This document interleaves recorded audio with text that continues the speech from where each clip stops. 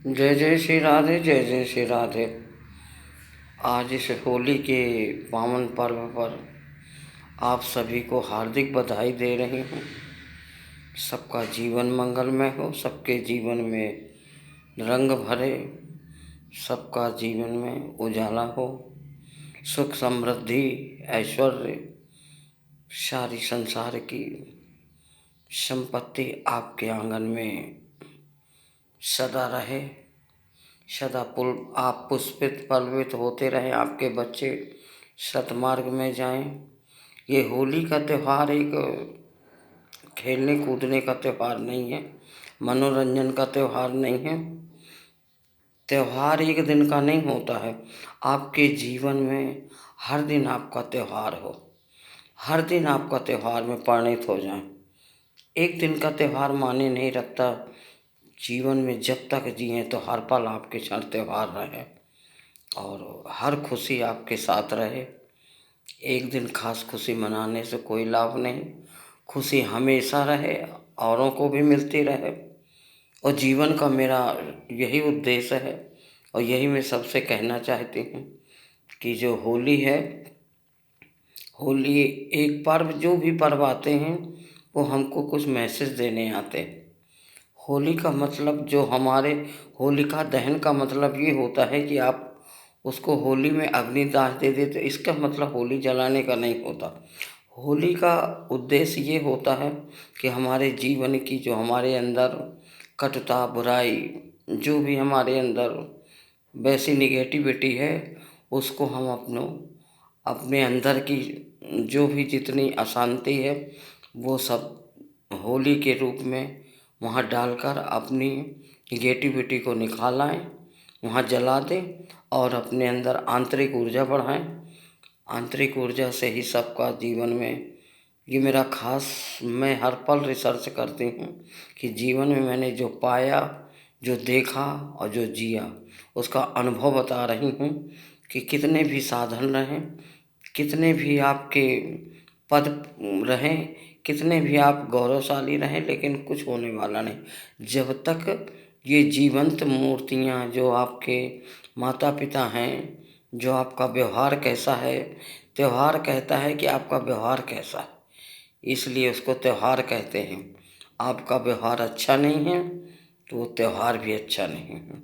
इसलिए मैं यही मैसेज देना चाहती हूँ कि एक प्रहलाद जैसे दैत्य कुल में पैदा होते हुए और फिर भी उनने अपने मानव जीवन के लिए एक बहुत बड़ी उपलब्धि को प्राप्त हुए। सारे संसार में आज भी उनको याद किया जाता है और उनकी परंपराओं पर चलते हैं।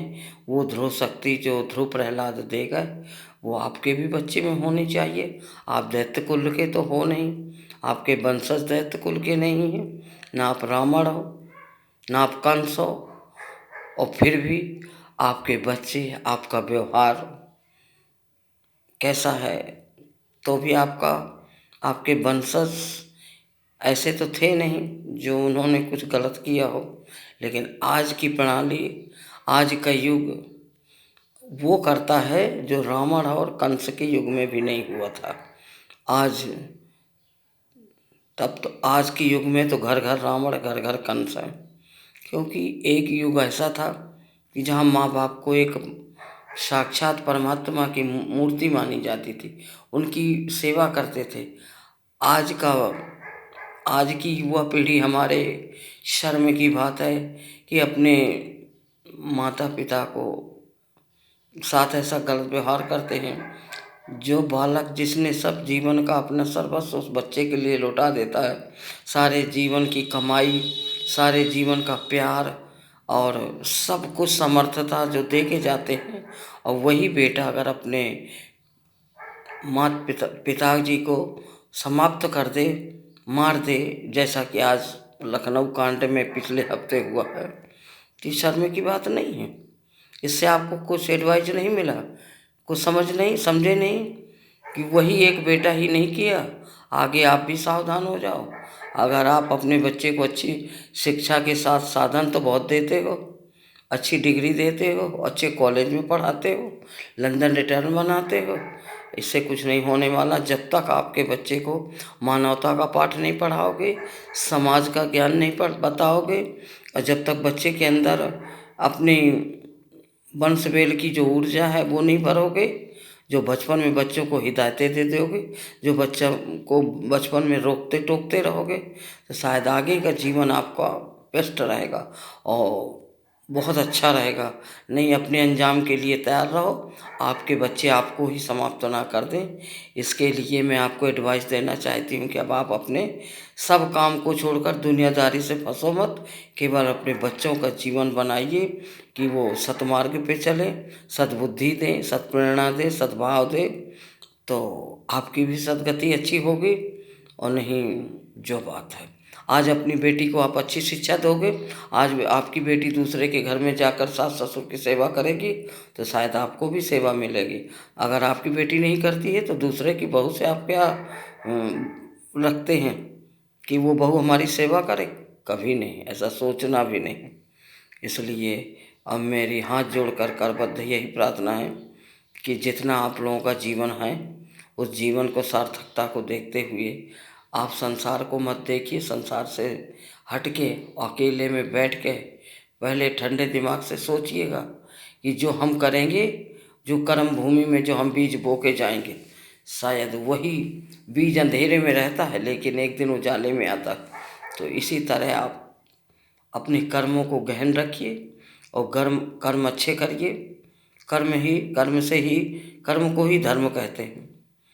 इसको नहीं है कि आप तीर्थ गए, चारों धाम किया, सब कुछ कर लो, कोई फ़ायदा नहीं। जाइए, घूमिए, ये तो एक मनोरंजन का साधन है। परमात्मा तो घट में बैठा है, वो घर पर मिलेगा, यहीं मिलेगा, आपके पास है, हर पल हर क्षण आपकी निगरानी पे रहता है। आप उसके कैमरे के कैद में रहते हो। तुम ये जानते हो हम कुछ भी कर लेंगे, कोई नहीं देखने वाला तो वो है जिससे दुनिया चलती है। अरे तुम दुनिया के बादशाह बन सकते हो, लेकिन दुनिया बनाने वाला जो शाहों का भी शाह है, वो बहुत बड़ा बादशाह है। इसलिए मेरी अर्ज़ यही है, मेरी रिक्वेस्ट यही है कि केवल मेरा यही एक सलूशन है कि आप अपने बच्चों को सिखाइए, अच्छी बुद्धि दीजिए, और बुद्धि से शुद्धि आती है।